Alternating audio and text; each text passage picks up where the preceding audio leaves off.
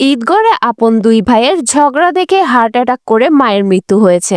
শনিবার 8ই ফেব্রুয়ারি রাত আনুমানিক 10টার দিকে ঈদগড় 4 নং ওয়ার্ড বাইতুর সড়ক পাড়ায় কাদির হোসেনের বাড়িতে এই ঘটনা ঘটে।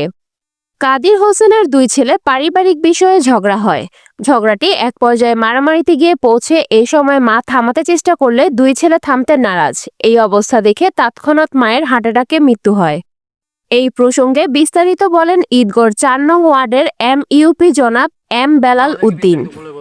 গতকালকে ভাইয়ে ভাইয়ে আমাদের এলাকায় একটা ভাইয়ে ভাইয়ে হাতাহাতির ঘটনাটা 3টার দিকে হয়। পরে আবার মাগরিবের পরে এশার নামাজের আগে আবার পুনরায় ভাইয়ে ভাইয়ে হাতাহাতি হওয়ার ঘটনাটা নিজের মায়ে দেখে হঠাৎ উজু করতে যাওয়ার সময় এশার নামাজের পড়ার সময় এশার নামাজে উজু করতে যাওয়ার সময় হঠাৎ ধূপ করে পড়ে যাওয়ার পরে এরা নিজের মাকে হাসপাতালে নিয়ে গেলে ডাক্তার মৃত্যু ঘোষণা করে। এটা কোনো অনাকাঙ্ক্ষিত ঘটনা, এটা স্বাভাবিক মৃত্যু বলে আমাদের এলাকার সবাই এবং ডাক্তার ঘোষণা করেছেন। এবং পরে আমরা আইনানুগভাবে এডিসি স্যারের কাছে এডিসি করে একটা আবেদন করি বিনা ময়না তদন্তে দাফন করার জন্য। এটাও অনুমোদন দিয়ে দিছে থানা।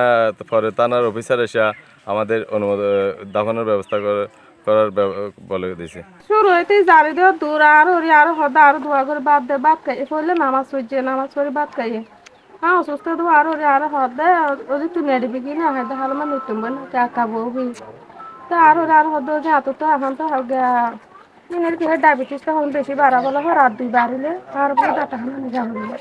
আমার নাম মোহাম্মদ কালু। আই কাদের হোসেনের সন্তান এবং আমার মা। তো ভাই ভাই একটু গেঞ্জামার কারণে মায়ে খুঁজিয়া আমার ফোন দেখে না খুঁজিয়া বলে হয়ে ওরা নিজের রেস্ট করিয়ে আর মা দম করিয়ে ফরি